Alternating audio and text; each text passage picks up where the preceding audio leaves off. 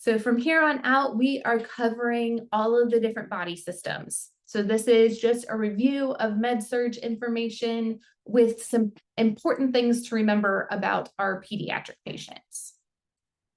So starting with sensory and neurologic conditions, we have to start at the very top. So we're going to start with our ears. So our ears contain our receptors of our eighth cranial nerve, which is our acoustic nerve, and their responsibilities are providing us with hearing and also to help us with balance. They're divided into three different sections: our external ear, our middle ear, and then our internal ear. And one of the things that we are assessing for is ear alignment. So we expect that if we draw an imaginary line from the outer canthus of our eye all the way back to our occiput, then the top of the ear should go across that line, or should at least be on that line. If our ear falls below that line, it can be associated with things like kidney disorders and trisomy 21 or Down syndrome. So really easy assessment that can clue us in that we might have something that needs further investigation.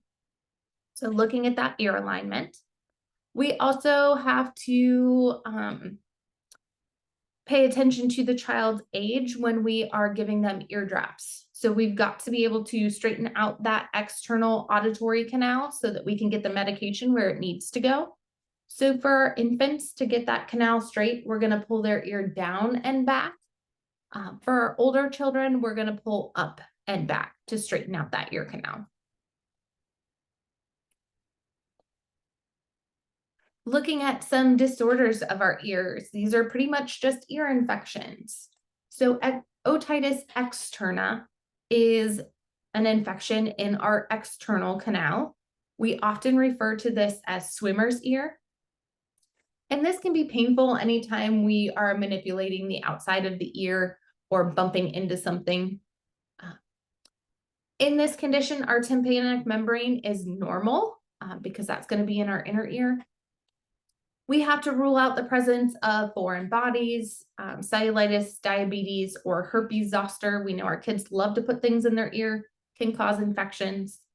And these patients will be treated with topical antibiotics or irrigating that ear. So the way that we give those medications, we are going to use a wick, which is just a loose gauze that's going to be placed in the outer third of the ear canal to create kind of a funnel for that medication. So that wick is the loose gauze that we place in the outer third of the ear to direct that medication into the ear. Otitis media is going to be an infection in our middle ear. This is very common after an upper respiratory infection. It can be caused by lots of different microorganisms, things like streptococcal pneumonia, Haemophilus influenza. Our infants are going to be more prone to these middle ear infections because of their anatomy. So if we think about our anatomy, our middle ear opens into our mastoid sinuses and is connected to the throat by the eustachian tubes.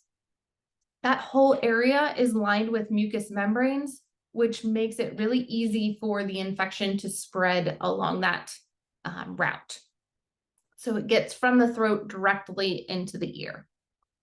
We also know that our infants have immature immune systems, so they're, again, going to be more at risk for being symptomatic in response to an infection. So what we see with middle ear infections are red, bulging tympanic membrane. We can end up with a rupture of our eardrum if there's an abscess that occurs from not being treated. And we consider this to be a chronic condition if we have a single ear infection that lasts for more than 3 months and doesn't go away, or if we're having repetitive ear infections, one right after the other for that 3-month period. So anytime we're talking about a chronic disorder, it's something that lasts for more than 3 months. So these patients are going to be treated with broad spectrum antibiotics. Who remembers which antibiotic we like to use for ear infections? I Is it saw it, amoxicillin? amoxicillin. Yep, 10 days of oral amoxicillin for those middle ear infections. We can also use acetaminophen for that mild pain relief and fever reduction. In the event that we can't clear this ear infection with amoxicillin, we may have to do surgery to get rid of that infection and help alleviate the pressure in the ear. So we can do two different procedures. We can do a myringotomy, which is where we're just making an incision in the tympanic membrane to relieve that pressure, allow any fluid to drain out. Or we can do a tympanic membrane button or tympanostomy ventilating tube. So these are our ear tubes that we talk about. So those are going to provide continuous ventilation and allow that fluid to drain out really easily. We need to warn parents that these can fall out spontaneously, and it is totally okay. They can fall out spontaneously around 6 to 12 months after they've been inserted. And it used to be common practice that as soon as you got ear tubes placed, you could never get water in your ear for any reason. Now we know that as soon as that incision around the tube has healed, that it's okay if we get water in the ear. We don't have to be quite as overly cautious as we used to. So now, as soon as that incision is healed, it is okay if they get a little bit of water in their ear. If our tympanic membrane ruptures, what side do we want to place the child on? The opposite side? We actually want to put them on the affected side because we want gravity to help us relieve that pressure and allow that fluid to drain out. So if we place them on the affected side, it helps to work together. What else can we use to help with the swelling and pressure that they feel?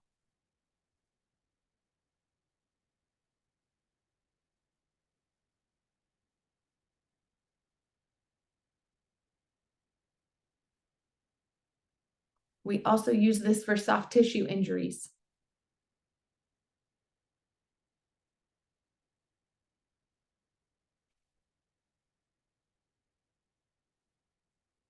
What helps relieve pain and swelling? Ice. Ice. Yep. So we can lay them on that affected side on an ice bag, and that will help to alleviate the swelling and the pressure.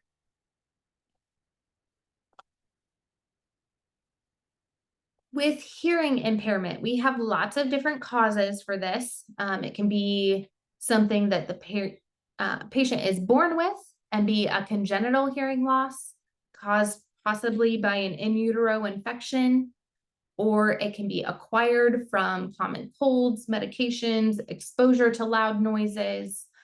Certain infectious diseases can result in hearing loss.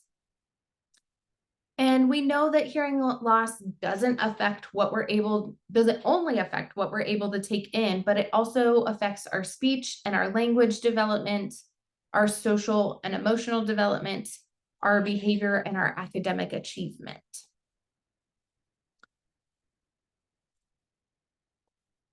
We diagnose hearing loss through a hearing screen or by a change in that child's behavior or their school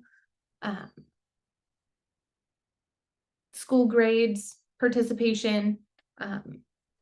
We do those routine hearing screens right before the infant goes home from the hospital for the first time to make sure that they have appropriate hearing.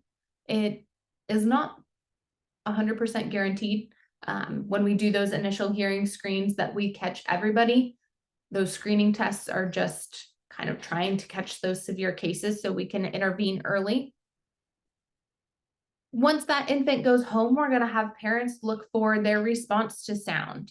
So we expect them to have that startle reflex until they're about 4 months old. So if they're exposed to a loud sound or music, we expect them to be startled or to jump and respond to that noise. If they don't have that startle response, that might be one of the very first signs that we have a hearing impairment. So one of the things that we can do hearing aids or cochlear implants. We may have to do surgical treatment to correct an anomaly. Our nursing interventions are going to be aimed at finding an appropriate way to communicate with that child. They may need to do lip reading, sign language, have everything in writing, or use visual aids. We have to remember that our body language communicates a lot of what we are saying. So as we're talking to these children, we need to make sure that we are eye level and face to face with them. We want to establish eye contact before we start talking so that we make sure that they're ready to receive that message. We want to talk in short sentences so that we can give them time to process the information that we're conveying. And we want to avoid exaggerating our face or our lip movements.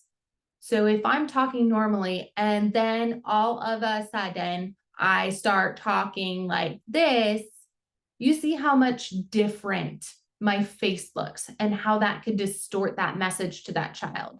If they are relying on normal lip movements and you start exaggerating, they might think you're screaming at them, or they might not be able to interpret the words that you're telling them because they can't see that normal movement that they're expecting. So make sure that we're not exaggerating our facial expressions or our lip movements.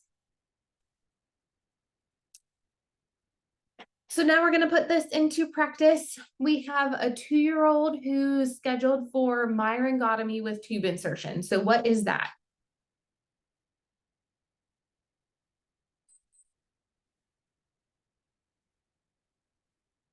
What's a myringotomy with tube insertion? Are those tubes in the ear? Yep, ear tubes. So what is the indication for these ear tubes? Recurrent ear infections? Yep, either reoccurrent or chronic ear infections. So one that lasts for more than 3 months, or we're having repeated ear infections for 3 months that aren't responding to those antimicrobials or antibiotics. What instructions do we need to provide to parents before we send them home? Would that be now that they when the incision's closed, they can actually get them wet instead Yep. of not at all? Yeah, It's okay if they fall out. it's okay if they fall out. Yep. If it's one ear, you can lay them on the side for gravity purposes. Yep. You can lay them on that side or use ice to help with pain.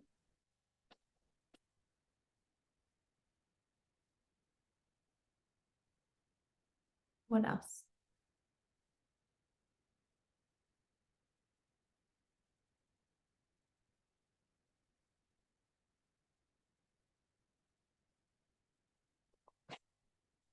We're going to send them home with medication. So what do we need to do?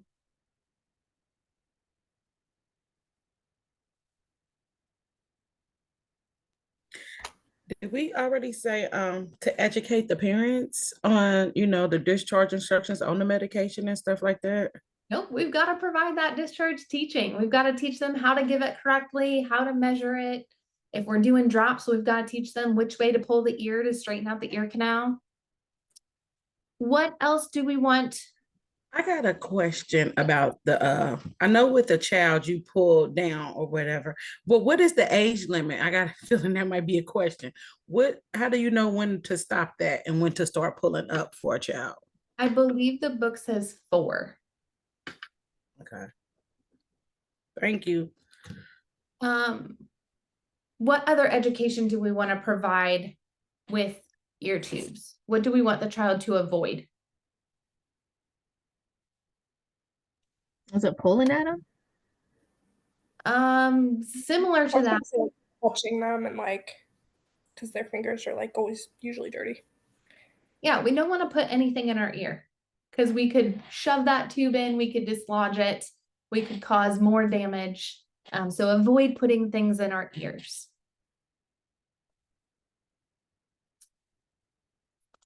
Okay, so moving on to our eyes begin to develop as a 4-week-old embryo.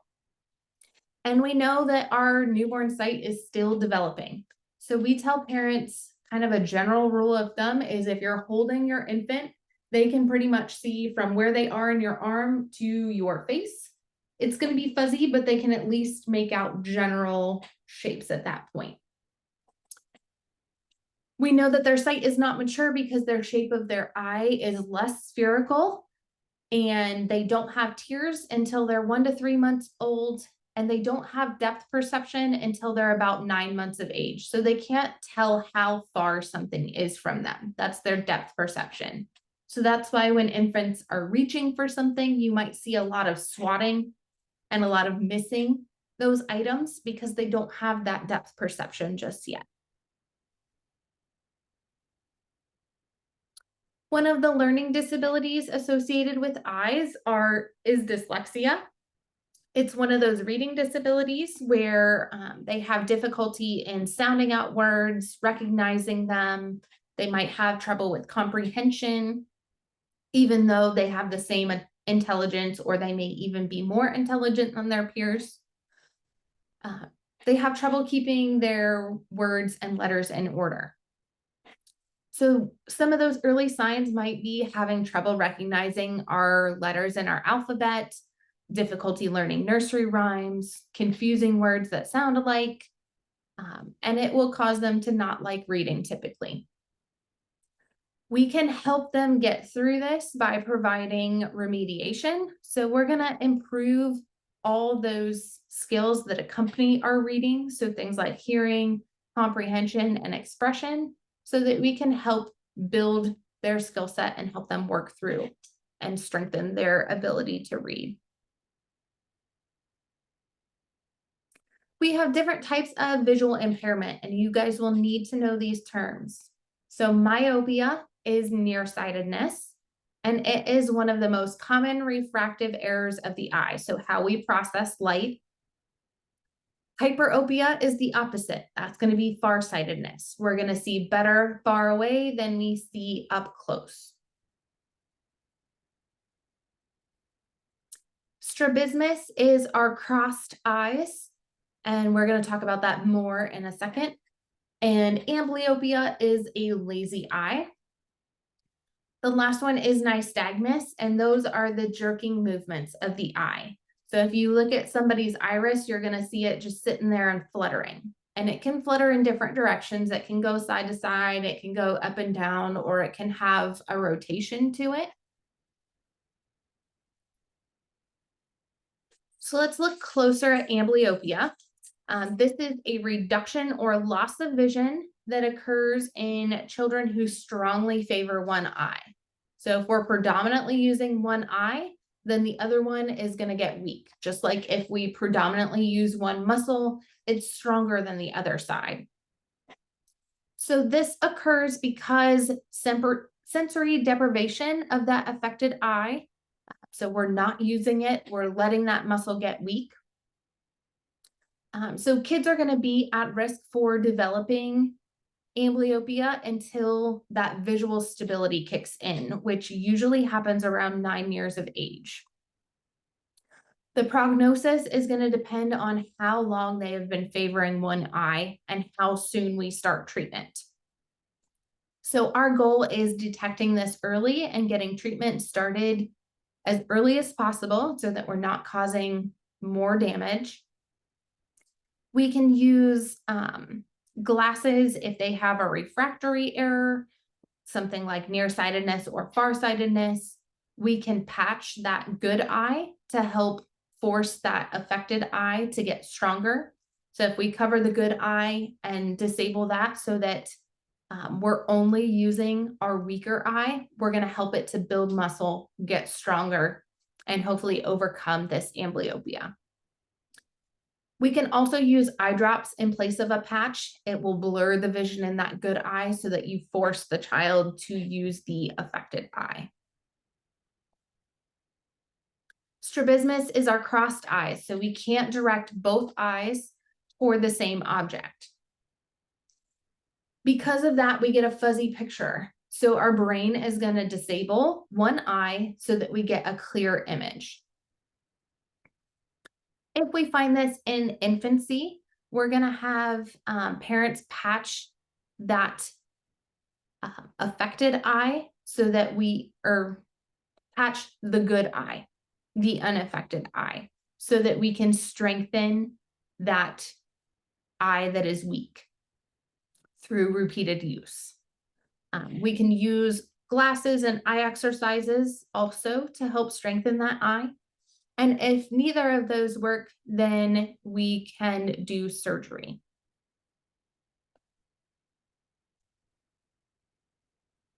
So which of the following symptoms would we see in a patient with strabismus? So we can't direct both eyes towards the same object. So what is that going to cause?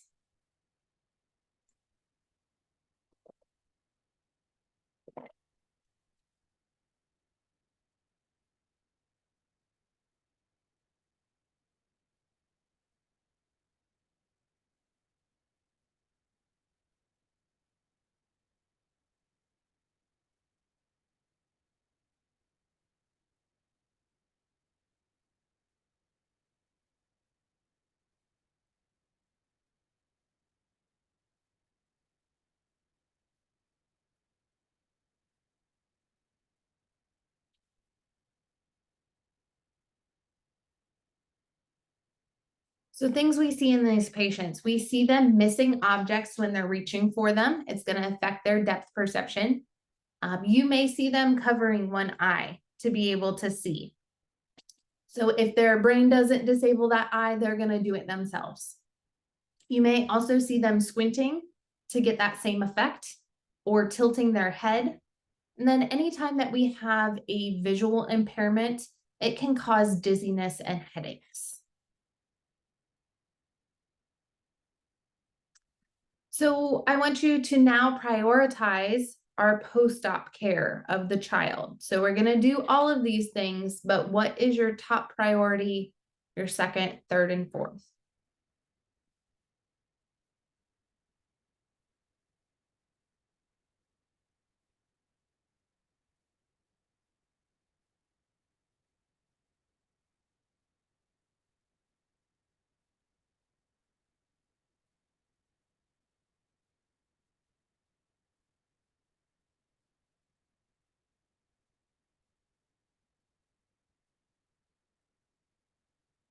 What is our number one priority for patient care in general? Provide safe environment. Yep, safety. Safety is always our number one, always, intervention. What comes next? Pain control. Yep, once we've got a safe environment, we want to focus on pain control so that they can focus on their activities of everyday normal living. So if we're in excruciating pain or our pain is not managed, then we're not going to be able to focus on anything but our pain. So after we have a safe environment and pain control, what can we do next?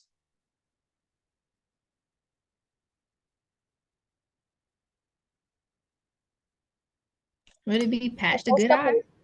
Yeah. Yep, we're going to start doing those interventions. So we're going to role model that behavior for parents. So we're going to show them how to patch that eye. Then we can provide that home care education. So once we've done our interventions, we can provide that home care education. We're going to role model that behavior for them. So showing them how to patch that good eye. So safety first, pain control, then start your interventions, and finally providing that education. Another thing that we look out for is eye strain. It's important for us to observe for this so that we can teach kids about proper eye care and prevent complications of eye strain that could lead to a worse disorder like strabismus. They might also need help with follow-up care and any rehabilitation that they need to alleviate this eye strain. Some of the things that we see, we might see them squinting. They're going to have a short attention span because they're going to have that difficulty with seeing. Again, can cause frequent headaches. You might see difficulty with them in school, especially if they sit toward the back of the class where they can't see the board. Now we're getting into infections of the eye. So conjunctivitis is pink eye. So that's an inflammation of our conjunctiva, or the mucous membrane that lines our eyelids. Can be caused by lots of different organisms. So it's extremely contagious, really easy to spread from person to person or from eye to eye. If you are fortunate enough that it's only in one eye, if you are not doing good hand hygiene, it's really easy to get it in the other eye. We're going to be giving eye drops for this, those antibiotic eye drops or eye ointments to help alleviate the infection. And then one of the common things that we see is this discharge or crusting that comes out on the eyelashes. And we can use warm compresses to help loosen that and get rid of it, provide some comfort. So this is really itchy, causes a lot of tearing because you've got all of that mucus and discharge that's coming out. You can also see swelling of the eyelids and the periorbital tissue, so the whole area around the eye. It's really irritating because of the itching, so the child might be really distracted. I have a question, and this may sound crazy, but for the treatment, how it says the antibiotic eye drops or an eye ointment, is it an actual like ointment that you put in the eye? Yes, so it's in a gel form instead of a liquid form. So do it run out quicker or something? Yes. Yep. Gotcha. So it's just like when you give erythromycin right after a child's born, those initial eye drops, it would be that same like concept. Gotcha. Just providing it in an ointment gel form so that it stays in a little bit better. The child doesn't just cry it out right away. Okay, thank you. The next condition is hyphema. So this is where we have blood in the anterior chamber of the eye. So you can see right here at the bottom of the iris, we've got this pool of blood that's formed right here. It is one of the most common ocular injuries, so eye injuries that we see in pediatric patients.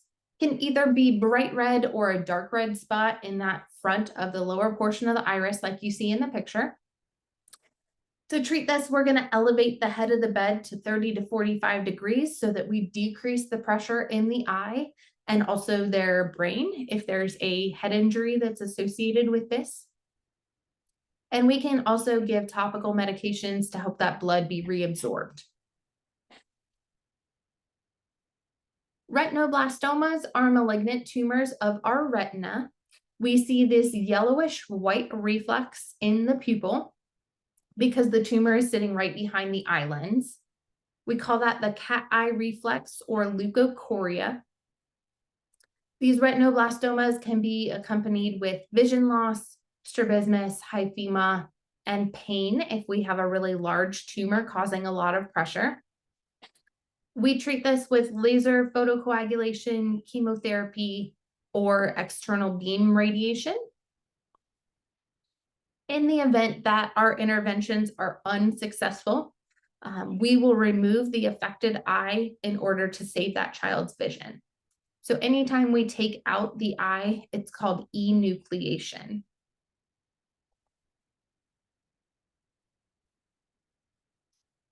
Moving on to our nervous system. So this is our body's communication center. It transmits the messages to all the areas of our body, helps record our experiences, and interprets the stimuli that we're receiving. Most of our pediatric neurologic disabilities are from a congenital malformation, a brain injury, or an infection. So with any neurologic injury, we are looking at our level of consciousness. So reasons that it could be abnormal or altered are a CO2 level outside of normal. If we have low blood pressure where we're not perfusing our brain, so we're not getting enough oxygen to our brain.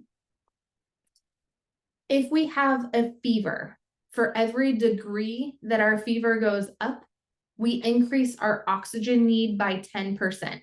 So you can see if we get a really elevated fever, it's going to be really hard for our body to keep up with our oxygen need because we're going up by 10% each time we go up by a degree. We also can have a change in our level of consciousness as a result of medications that we're giving, or if we've had a seizure, or we have increased intracranial pressure. So lots of different causes there, things that we're looking out for. Another condition that we have is Reye syndrome, and we talked about this briefly when we were talking about pain management. So Reye syndrome is an acute non-inflammatory encephalopathy, so swelling in our head, and hepatopathy, swelling in our liver, that follows a viral infection in children. And we know that there is a relationship between using aspirin during a viral flu or illness and developing this Reye syndrome. So what happens is ammonia accumulates in the blood because of the involvement in the liver and causes all of these side effects. So in kids, we see effortless vomiting, we see an alteration in their behavior and their level of consciousness after they've had a viral illness. And these toxic levels of ammonia cause the cerebral manifestations that you see, that change in their behavior, seizures, coma, change in their awareness. If we treat Reye syndrome early, we can have a complete recovery.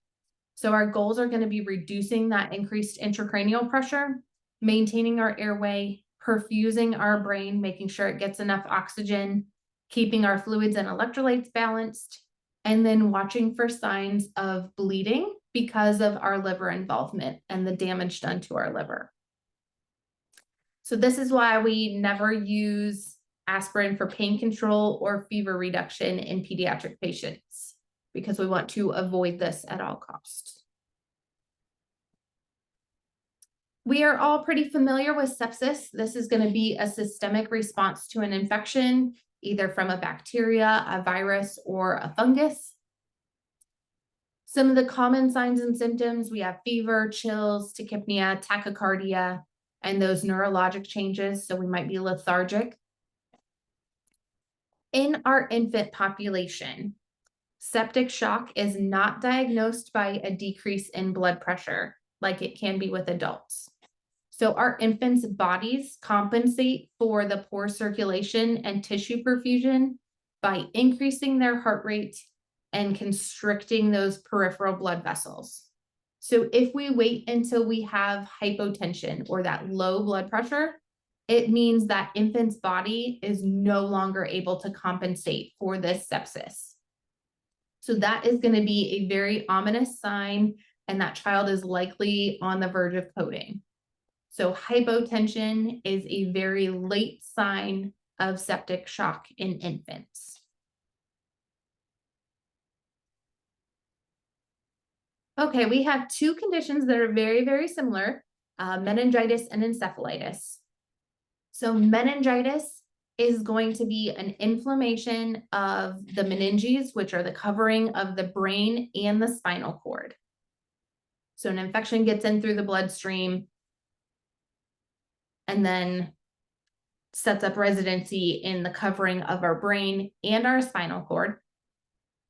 Can be caused by, again, bacteria, virus, fungus.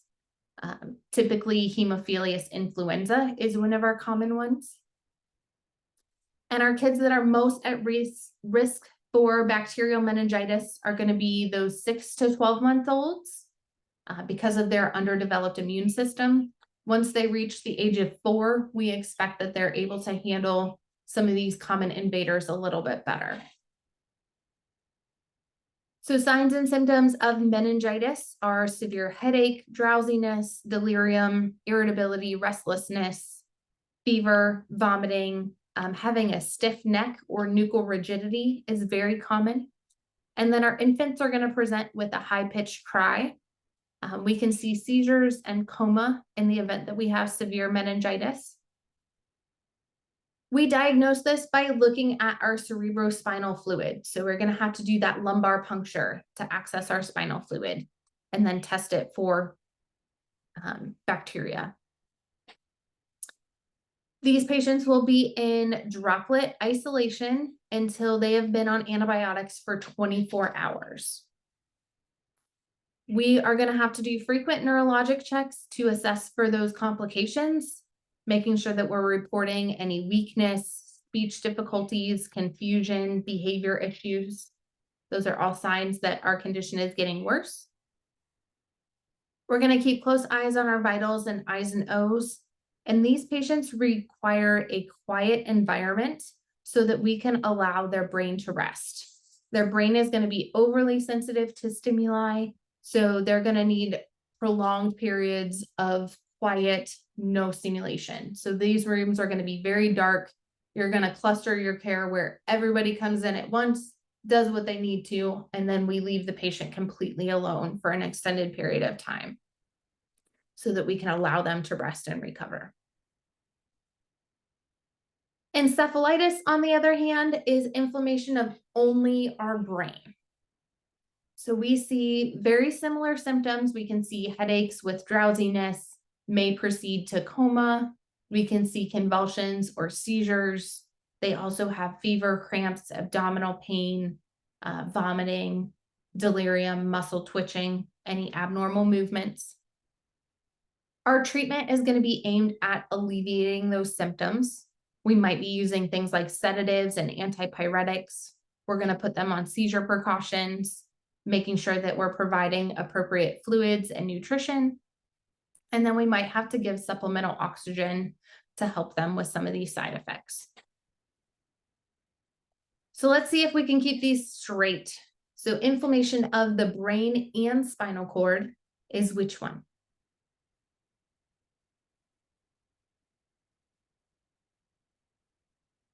Yep, meningitis is brain and spinal cord. Commonly caused by Haemophilus influenza. Oh, we're tied here. Yes, that is also meningitis. Inflammation of the brain only. You guys got it, encephalitis. Symptoms are confusion and weakness.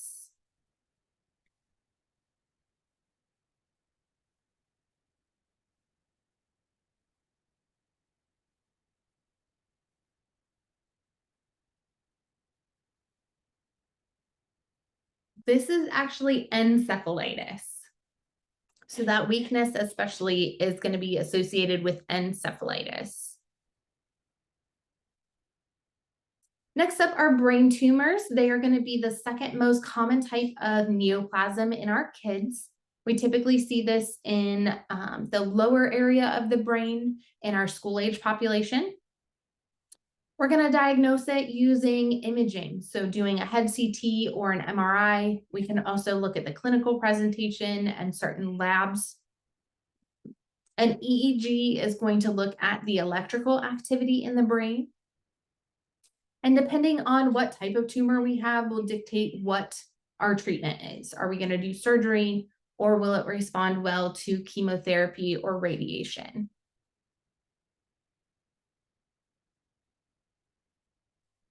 We need to be familiar with the different types of seizures.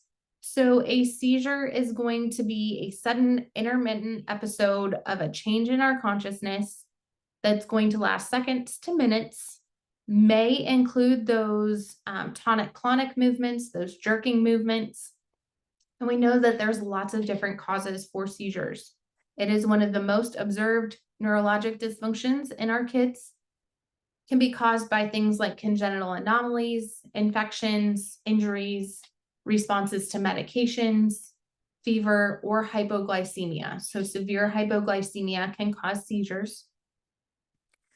We need to know the patient's triggers. Is it flashing lights, startling movements, overhydration that's causing pressure on our brain? Do they have any warning signs for this? Do they have an aura? Are they having those jerking movements, those tonic-clonic seizures? And do they have a post-ictal phase where they have a period of sleepiness and confusion immediately following that seizure? So our febrile seizures are a response to a really elevated fever. They're very common in pediatric patients. Epilepsy is going to be one of those congenital anomalies that we have. Then our different types of seizures are generalized, are those traditional seizures where we have those jerking movements. And then we have those three distinct phases where we have the aura, the tonic-clonic seizure, and then that post-ictal phase. A partial seizure is where we maintain our consciousness for the most part. We might be slightly impaired, but those account for 40% of our seizures that we see. So this is more like a focal seizure where you may just be staring off into space for a couple minutes. You're still going to retain your consciousness, but you might not be aware for a short period of time. Our diagnosis and treatment is going to depend on the type of the seizure, where it's occurring, and what that cause is. So we're going to use all of our diagnostic techniques. We're going to do imaging. We're going to look at that electrical activity so we can actually visualize the seizure. We can also do lab tests to rule out things like poisoning or electrolyte abnormalities that might be causing our seizure. And our medication is going to be chosen depending on the type of seizure. Our goal is to control that seizure and cause the least amount of side effects. Some of those common long-term medications that we're going to give are gabapentin and carbamazepine. And both of those medications can cause drowsiness. That's the most common side effect with seizure medications. It's important that our patients take their meds at the same time every single day, and they don't stop them suddenly because it could cause them to go into status epilepticus, where they have a prolonged seizure lasting over 30 minutes that doesn't respond to medication. One of the other interventions that we can do is promote a ketogenic diet. So we have found that diets that are high in fats and low in carbohydrates force our body into ketoacidosis, which helps to reduce those convulsive episodes.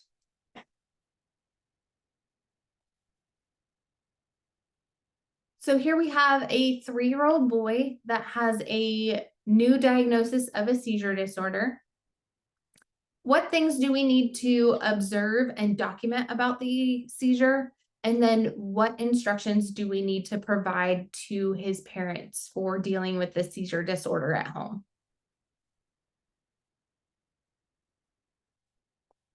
So start with, what do we need to document about our seizure?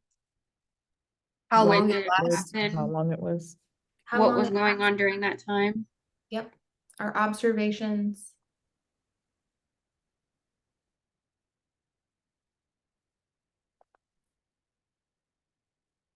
What else?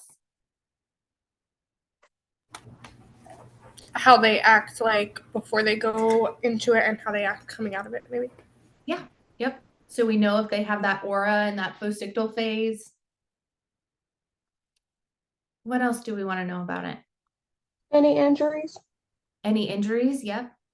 We want to know what they were doing during that seizure. Did we notice repetitive movements?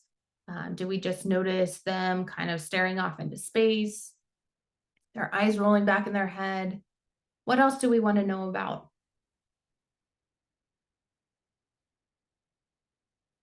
Can help us determine the type of seizure.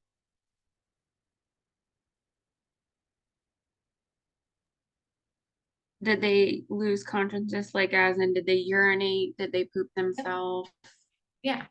Yep. So we need to know their level of consciousness. Did they actually lose consciousness? That's going to lead us to think that they had a generalized seizure, or did they still maintain their consciousness that might only be a partial seizure?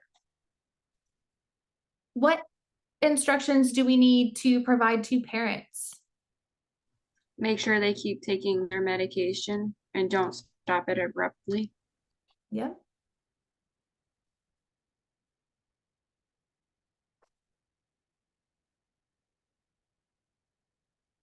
What else? Like how to handle it if it's Maybe at turn them home, to the side. yeah. Yeah. like that stuff. Yep, we want to have them lying down on their side, keeping them away from anything they can bump into that would cause them to be injured. Don't stick your hand in their mouth. Don't stick anything in their mouth. Absolutely. What if we stop breathing?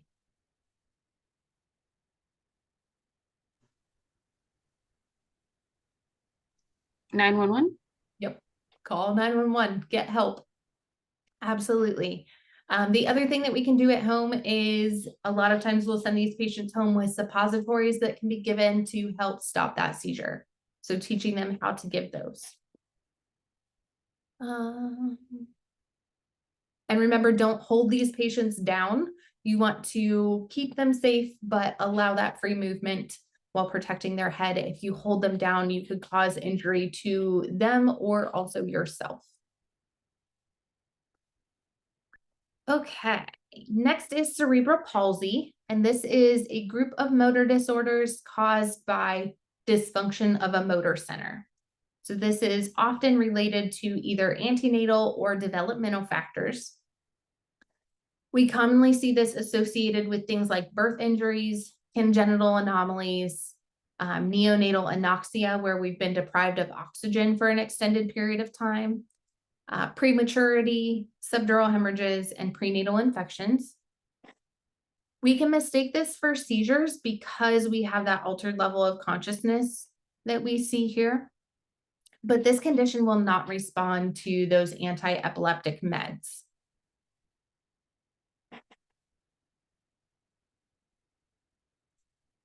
How mild or severe our cerebral palsy is depends on how many motor centers are involved. So we can have a lot of different variations of cerebral palsy. As we're treating this, we found that botulinum toxin can help manage spasticity problems. So it helps reduce the tension that we see in the muscles. Levodopa can help with those involuntary movements that we're seeing with these patients, those athetoid problems. And no matter what, our treatment is going to be very individualized to their specific symptoms. Good skincare is going to be essential for these patients because they do have limited range of motion, limited mobility. We need to make sure that we are preventing contractures. We might need to use braces and orthopedic surgery to help with these. And as we're treating these patients, we want to remember that they are fully functioning individuals. We have to assess all their needs. We have to have a reliable form of communication, help them have a way that they can move, optimizing their existing motor functions. They still need intellectual stimulation and socialization like any other child. So we might have to use some technology to help support their growth and development. So they are going to have lots of multidisciplinary team members in their care so that we can get all of our resources in place for them, promote their optimal level of functioning. So cognitive impairments involve our level of consciousness, how we process thought, how we express our language. If we have intellectual impairments, they can be caused by lots of different things. Something that happened during the neonatal period, if they have a metabolic condition, fetal alcohol syndrome, Down syndrome, malformations, maternal infections, birth injuries, all of those things can cause different intellectual impairments. We consider it to be an intellectual impairment if you have limitations in at least 2 of those areas.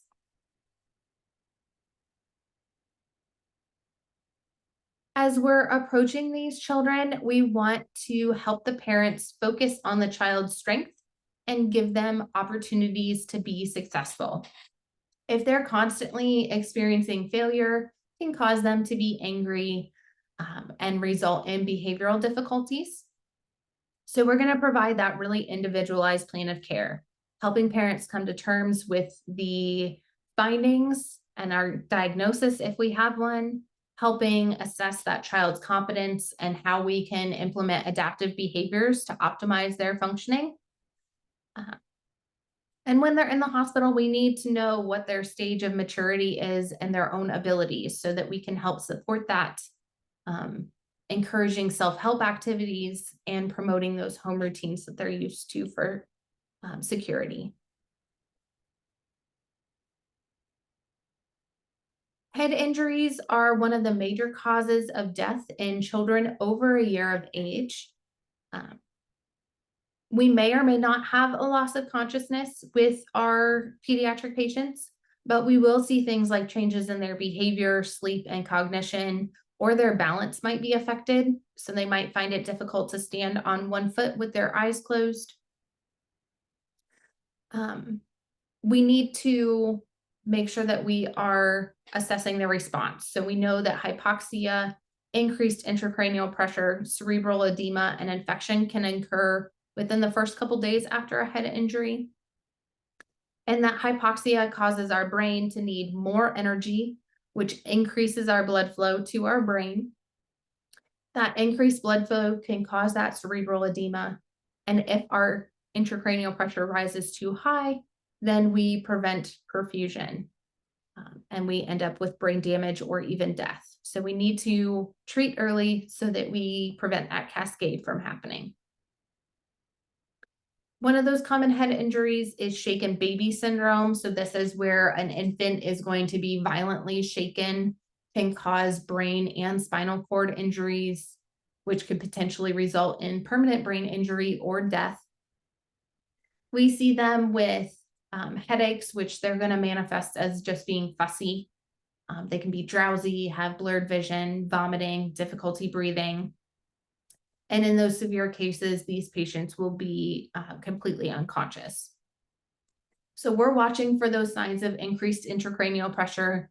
We're doing those neurologic checks where we're looking at their level of consciousness, their pupils and eye movement, their vitals, and their motor activity. So we're going to apply this. We have a 7-month-old baby girl that comes into the ER with mom's boyfriend who was babysitting. She is very irritable. The nurse overhears the physician say that he suspects shaken baby syndrome. What might cause him to say this? And what signs are we looking for that indicate we have a head injury? That difficulty breathing, also the headache, the baby I'm sure is crying, frustrated. So will he notice anything? Can you physically see something wrong with the spine, even though ain't no test been ran yet? Not necessarily. There are some visual signs. Maybe lack of lack from the baby, not really being able to be consoled. That irritability is one of those things that's very common. We can also see physical things like retinal hemorrhages. We could see a subdural hematoma, or more so feel a subdural hematoma, any fluid in their head. What might we also see on this patient? Bruising? Vomiting? Yep, bruising, vomiting is going to be one of those signs that our condition might be getting worse. Yeah, but they're going to have bruising from where they were held. So it typically happens either on their shoulders, upper arms, or along their rib cage. You can actually see hand marks where that child was held. What other signs and symptoms would indicate that our condition is getting worse? Be like all of the signs for increased cranial pressure. Yep, so convulsions, seizures, vomiting, drowsiness, loss of consciousness, or the opposite. We could be extremely irritable. swelling in our head. We're watching our pupils. Are they fixed? Are they dilated? Are they responsive to light? Difficulty breathing, any posturing we see, all of those are going to be signs that we have a head injury here. So as we're caring for a brain injured child, we want to make sure that we are paying close attention to those subtle cues that can be easily missed, indicating that we have a change in our condition. Knowing our normal growth and development helps us to evaluate those subtle changes that we see. One of the earliest signs of worsening condition is going to be a change in our level of consciousness. So as we're doing our neurologic checks, we are looking to make sure that they are responding to pain appropriately, assessing their level of consciousness and arousal, looking at their cranial nerves and motor responses, any posturing, making sure their pupils are responsive as we expect. In our infants, we're going to be looking for those bulging fontanelles, those soft spots in their head that indicate that we have increased intracranial pressure. Same thing with scalp vein distension. So if your scalp veins are really big and massive, it means you have a lot of fluid in that area. You have increased blood flow to that area. So another sign of increased intracranial pressure. We can see spasticity in our lower extremities or changes to our reflexes. Near drownings are another leading cause of death in kids under 19. We define near drowning as surviving beyond 24 hours after that submersion. We're going to be focusing our treatment on reversing that hypoxia, getting oxygen back to the brain, dealing with the signs of aspiration, so preventing pneumonia from happening because we know that they inhaled water. And then hypothermia, especially in the wintertime. If a child is submerged in cold water, we know that their body temperature is going to drop really quickly. So we're going to have to slowly rewarm them and bring them back to normal so that we're not causing tissue damage. If we've been submerged for more than 10 minutes and we don't regain consciousness on the scene or within those first 24 hours, that's going to be an ominous sign that we're going to have severe neurologic deficits if that child survives. We're going to skip this one. Questions about neurologic before we get musculoskeletal.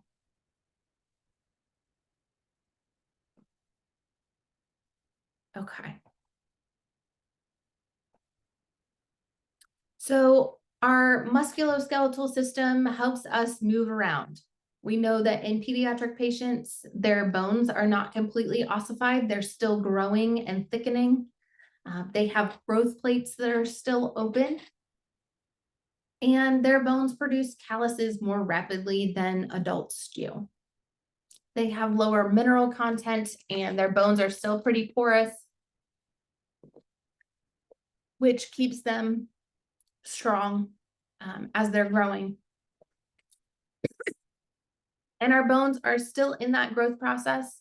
So healing of fractures typically happens faster because the bone is still used to that process of remodeling and growing. We know that our muscular and our skeletal systems work together to give us that locomotion. When we are assessing our musculoskeletal system, we're looking at how we walk, our overall muscle tone, we're palpating for symmetry, looking at range of motion. And as we're assessing our gait, we know that our kids go through a whole process of establishing that really steady gait. So we expect that a child that's not walking independently by the time that they're 18 months has a serious delay. We know they should be taking those independent steps around 12 months. And by 18 months, if they haven't gotten there, that's a delay that needs to be followed up on. Our toddlers typically have a really wide, unstable gait. They kind of waddle. They don't swing their arms when they walk until they're actually about 4 years old. By 18 months, they should have a little bit better base to them. Their walking is going to be more stable. By the time they get to 4, they're going to start swinging their arms, be able to hop on one foot. And then by the time they're 6, they should have a very similar walking pattern to an adult. So assessing those normal milestones are going to be important. In the event that we see a minor problem with motor or nerve function, unless there's pain associated with it, it will typically resolve on its own as the child has more and more activity.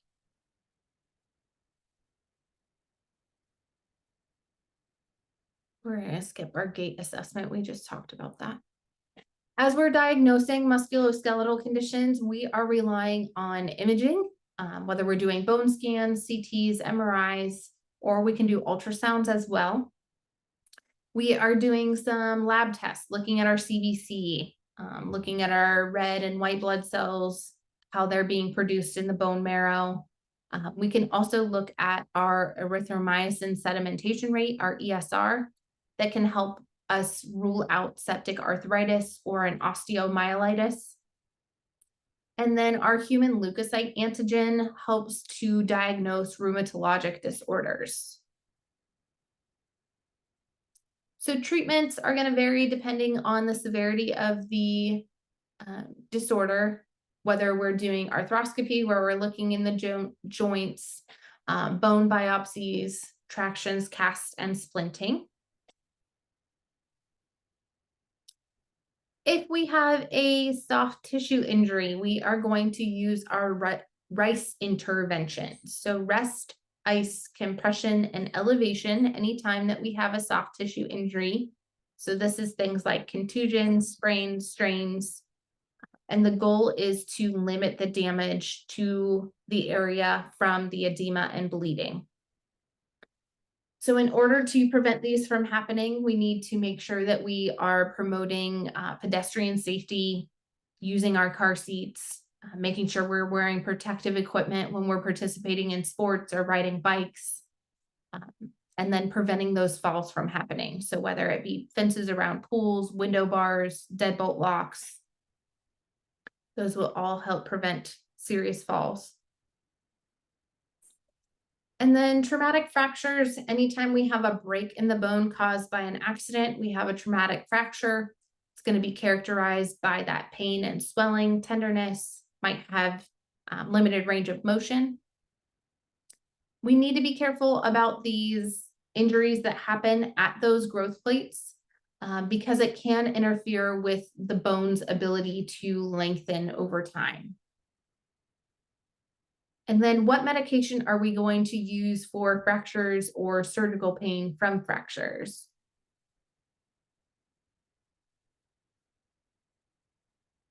General class of medications, what type?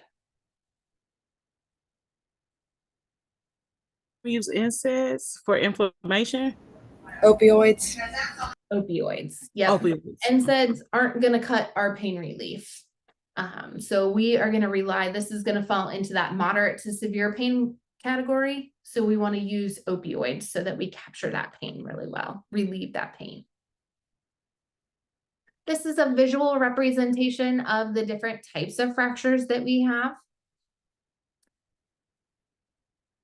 So let's talk about those. A green stick fracture is going to be an incomplete fracture. So only one side of the bone is going to be broken. It doesn't go all the way through to the other side. So one side is broken, the other stays intact. I think of a really young tree limb, so a green stick. If you've ever cut into a really young tree, you know the inside is green. And then you would have a fracture. You have that break where you made the cut.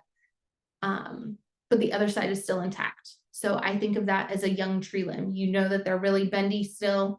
Even if they have a partial break, they might not break all the way through. A compound fracture is going to be that broken bone with an open wound associated with it.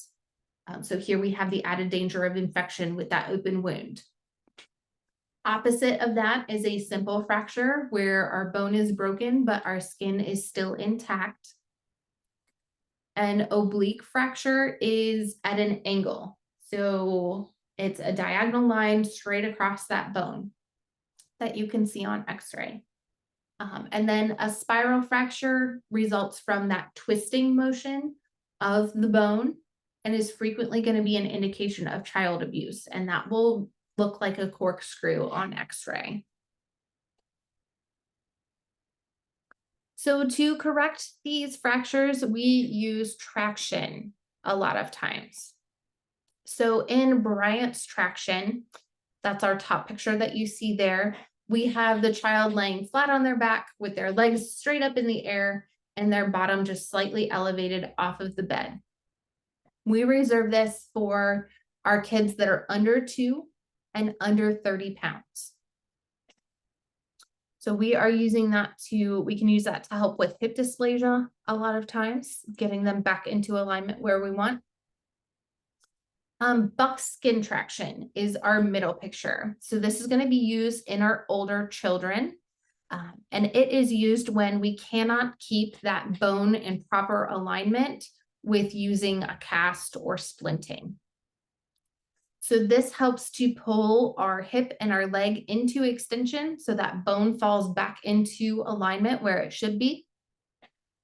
And the counter traction is just going to be supplied by the child's body. So they're going to have that weight at the end to lengthen their leg, and their body is providing that counter traction. We want to make sure that these patients do not slide down in bed. If their feet are up against the footboard, then we don't get that traction that we need. We don't have that pull. So for these patients, we should never place their bed in high Fowlers because we're going to cause them to fall down, slide down in bed. We can use Buck's traction to also help with pain and muscle spasms associated with a slipped capital femoral epiphysis, which we're going to talk about in a couple slides. With Russell's traction, that bottom picture, it's just like Buck's traction, but we also have that sling underneath the knee. And that helps to suspend our thigh above the bed. So we're getting 2 forms of pull here. We're getting an upward pull, and then we're getting that lengthening pull. So this prevents the tibia from sliding into the femur.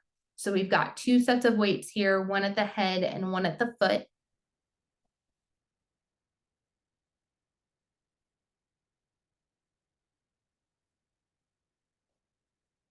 With casts and splints, we know that they can be made from various materials, but anytime we are restricting motion, we are putting our patients at risk for impaired skin integrity and compartment syndrome. So this is where we're losing perfusion because we've got swelling in that area. And if we don't keep a close eye on this, your patient can lose their extremity. So we definitely want to be assessing for compartment syndrome very quickly, very thoroughly. And we're going to do that using our frequent neuro checks.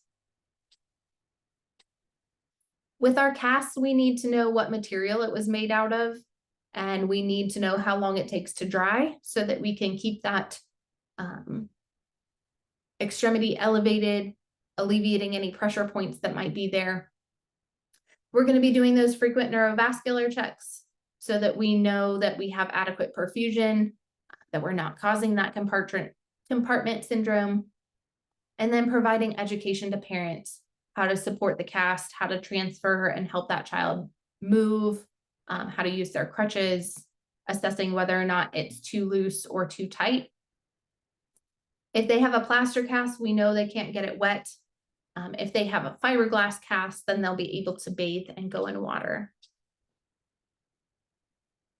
So our neurovascular assessment, we are doing our 5 Ps. We want them to be able to feel pain. We want to have good pulses. We do not want to see pallor. We don't want their extremity to be pale. That means we're not getting enough perfusion. We want them to have paresthesias, being able to feel sensation. We do not want paralysis. We want them to be able to move their extremities.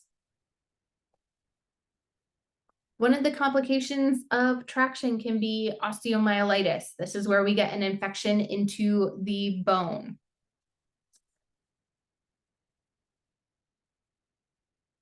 Also common with those open compound fractures where we already have an open wound that provides that way for bacteria to get into the bone. We can diagnose this by looking at our labs. Do we have an elevated white blood cell and erythromycin sedimentation rate? We might be able to see this on a bone scan. These patients are going to be on IV antibiotics for several weeks. And we might have to drain any pus that we see.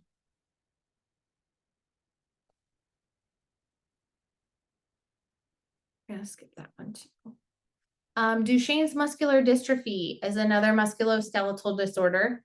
This is characterized by a group of disorders that leads to progressive muscle degeneration. It is typically occurs in kids 2 to 6 years of age and mostly males.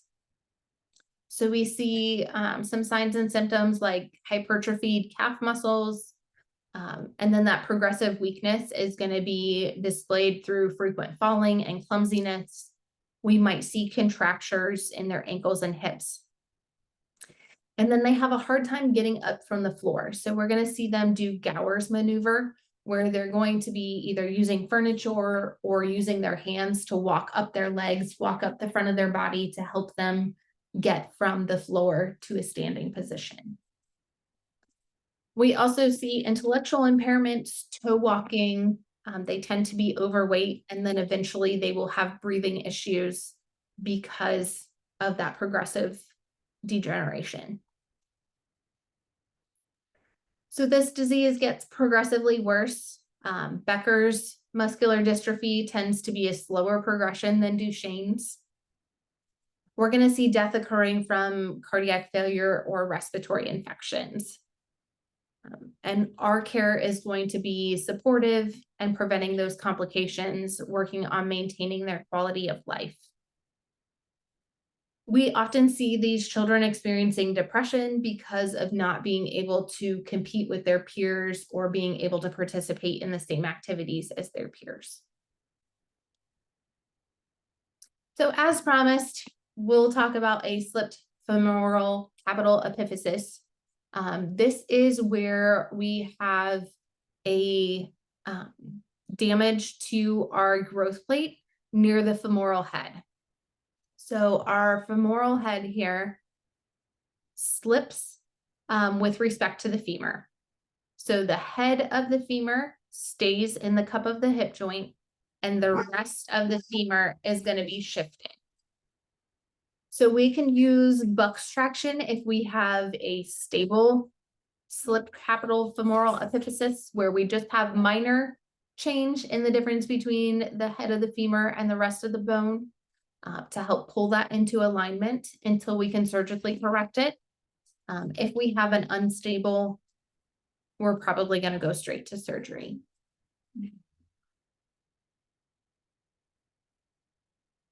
With leg calf Perthes disease, we have decreased blood flow to the ball or the femoral head of the hip joint, and that causes the bone to begin to die off.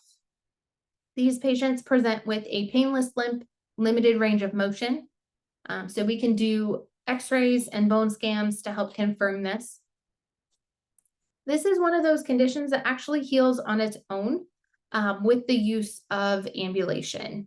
So we can do abduction, casts, or braces to help prevent that deterioration of the bone. These patients might end up with a hip replacement. Osteosarcoma is going to be a malignant tumor in our long bones. We see this more in patients that are 10 to 15. And kids that have had another form of cancer and received radiation are going to be more at risk for having these osteosarcomas. Metastases happen very quickly because we've got a lot of blood flow in our bone tissue. And we typically see these happening in the lungs. Our Ewing sarcoma is another type of cancer that happens in the long bones. This mainly occurs in our older school children, early adolescents. They do have a poor prognosis if we see those metastases. They're typically going to be treated with radiation and chemotherapy. With our juvenile idiopathic arthritis or juvenile rheumatoid arthritis, it's going to be one of our common conditions in childhood related to arthritis. And this is where we have a systemic inflammation of our joints, our connective tissues, and our viscera. We don't have any specific test or cure. We're looking at the symptoms and those changes in our labs that we talked about, that erythromycin sedimentation, or not the human leukocyte antigen. We have 3 different methods of onset. We can have a systemic onset that typically happens in our younger kids where they're going to be intermittently spiking a fever, and that's going to last for more than 10 days. They might also have a rash and abdominal pain, and we will see elevated ESRs and CRPs on these kids. If we have polyauricular disease, it means it includes 5 or more joints. So this is typically seen in our hands and our feet, where our joints become swollen, warm, and tender. We predominantly see this in girls. Pauciauricular means it's limited to 4 or fewer joints. And this typically happens in our larger joints, so hips, knees, ankles, elbows. Again, happens in our younger girls under the age of 3. They are also at risk of iridocyclitis, which is inflammation of our iris. And that will be indicated with redness, pain, sensitivity to light, and decreased vision. Our goals of therapy for treating arthritis is going to be to reduce our joint pain and swelling, preserve function, promote that growth and development, and independence. So we can use a couple medications to help with that pain and swelling. Typically, NSAIDs will be used. We can also use methotrexate. And then we can help maintain that joint function by giving them opportunities to rest, using splints to keep their joints in alignment, providing moist heat and range of motion exercises, therapeutic play, and then those low impact activities like swimming, where we've got good range of motion, but not a lot of impact and pressure on our joints. These typically have this is a long-term disease that has periods of remission where they feel great, and also exacerbations where they're really affected. So parents need a lot of support in helping to advocate for their child.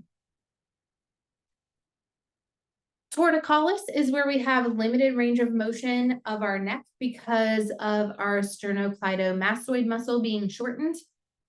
Can either be congenital, where we're born with it, or it can be acquired. So we're going to see the infants holding their head to one side and their chin tilted in the opposite side. Sometimes you can actually feel the mass of fibrinous tissue. And we will relieve this with passive stretching, range of motion, and physical therapy. Scoliosis is that S-shaped curvature of the spine. It's more common in girls. This is the test that we all did or the screening that we all did in grade school, where they have you stick your hands together and then bend forward at the waist so that we can look at your spine, and then also looking at your arms to make sure that they still stay symmetrical when you lean forward. So if we see one arm longer than the other, it might indicate that we have that rotation or that curvature. So depending on how severe our curve is, will dictate what our intervention is. If our curve is less than 20 degrees, we just need to do exercises to help increase our muscle tone and posture.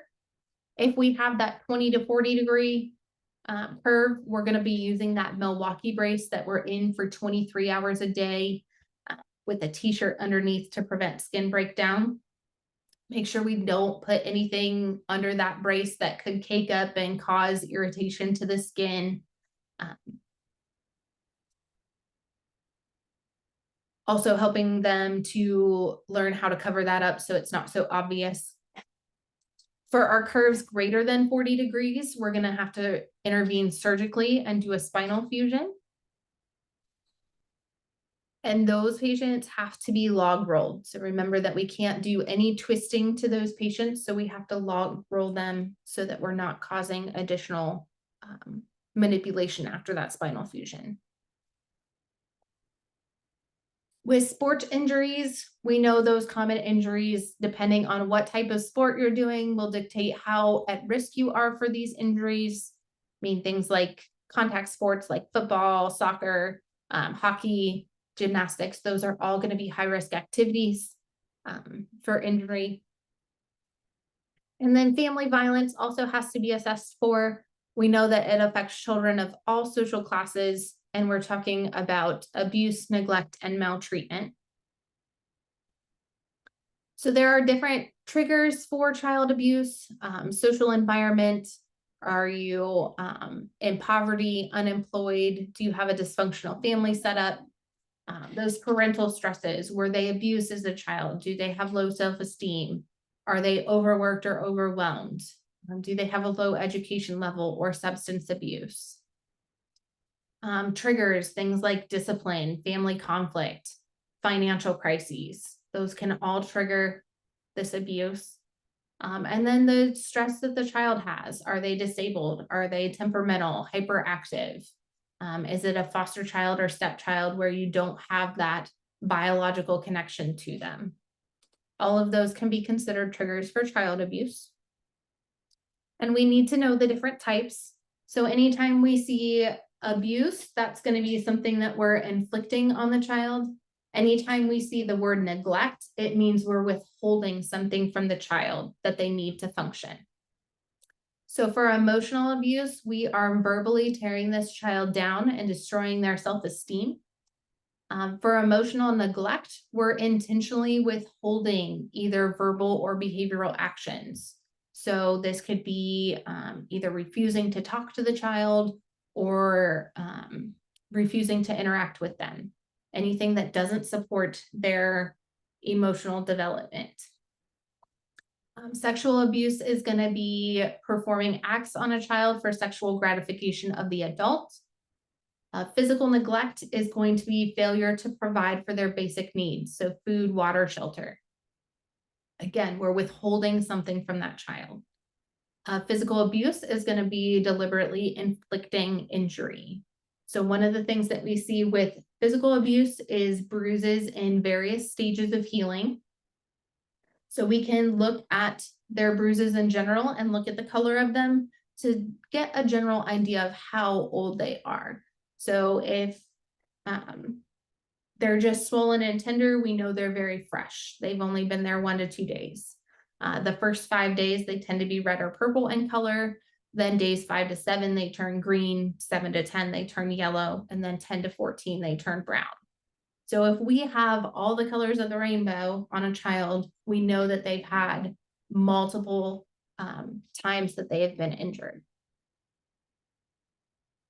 We are mandated reporters for any suspected abuse or neglect. This is something that we can report anonymously through Child Protective Services. Once they get all the facts, they will do a home visit within 48 hours for a life-threatening situation or 72 hours otherwise. And they will take over as soon as you make that good faith report. After they take over, we're going to be working with that child to help restore their sense of self, teaching them how to reduce anxiety, how to be assertive, how to cope with what they've experienced. They're going to need help with managing their feelings, developing problem-solving skills, and then rebuilding that self-esteem. So building value and clarifying the experience. When we're assessing for abuse, we also need to keep in mind the child's overall health history. So when we talked about taking a health history, we talked about the fact that we need to assess for any cultural practices that might be implemented and mistaken for child abuse. So we specifically talked about cupping and the fact that that's very common in Eastern medicine. And we get those perfect circular things that look like bruises, but it's just an alternative therapy. So when we're taking that health history, we need to make sure that we are looking for those alternative therapies as well. What questions do you guys have over that information? Okay, perfect. Let's do, we have a couple minutes. We can get a couple questions in from our Kahoot here. I'll still make sure we get out early.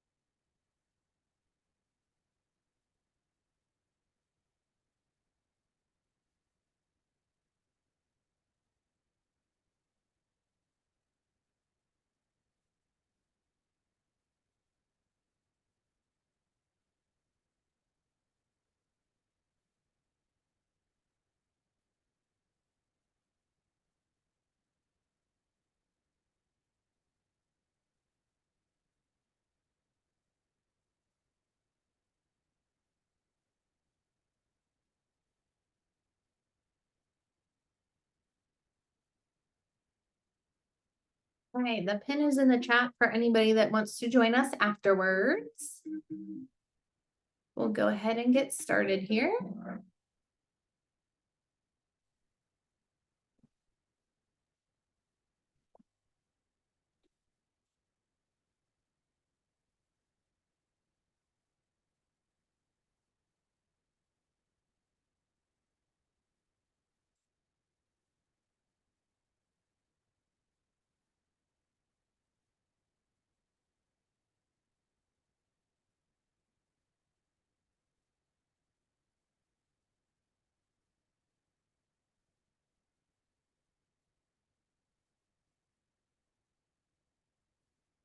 The bra extraction is reserved for our young kids that are less than 30 pounds.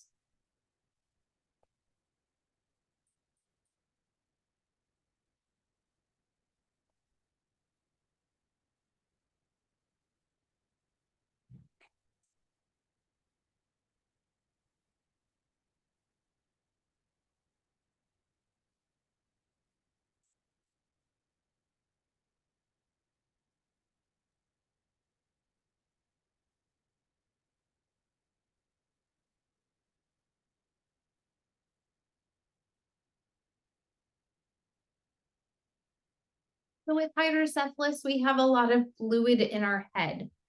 So two things that we need to do, we need to keep an eye on our vitals and our neurologic status to make sure that we're not getting worse. We also need to turn these patients very frequently to prevent skin breakdown. So because of all that fluid, if you're laying on one spot the entire time, you've got a lot of pressure there. And that fluid under the skin can cause skin breakdown very easily. Those pressure ulcers happen very quickly.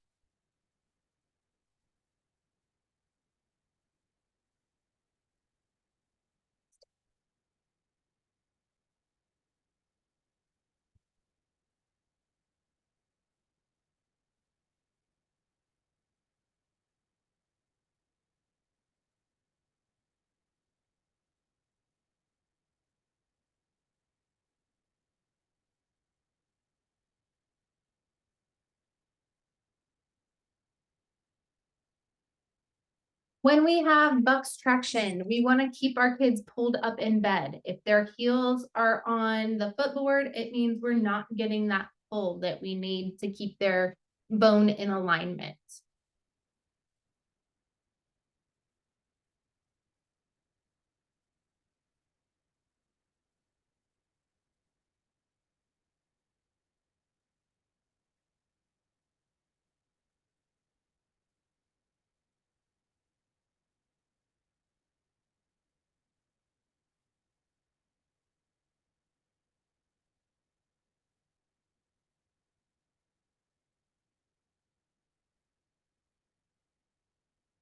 So pain management after a femur repair is going to be opioids.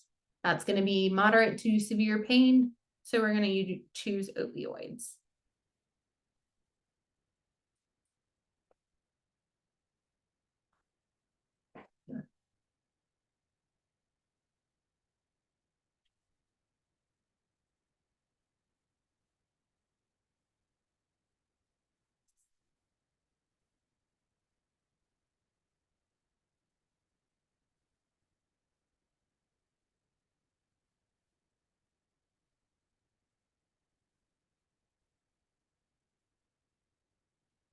So with Buck's extension, that's going to be a form of skin traction. So we're going to be checking our skin for irritation from that equipment.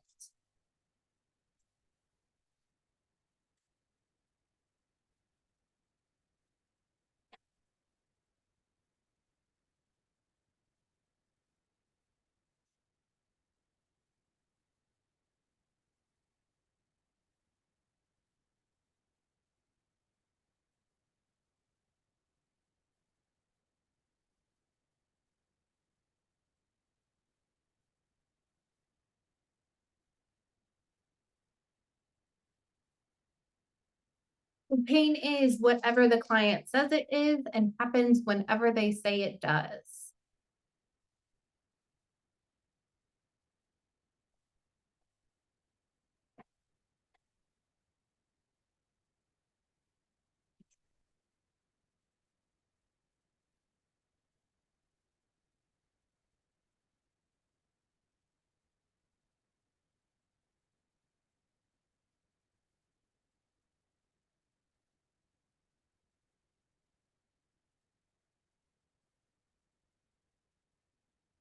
You guys got it. Understanding is indicated by giving all of our antibiotics, even if the child feels better before the course is done.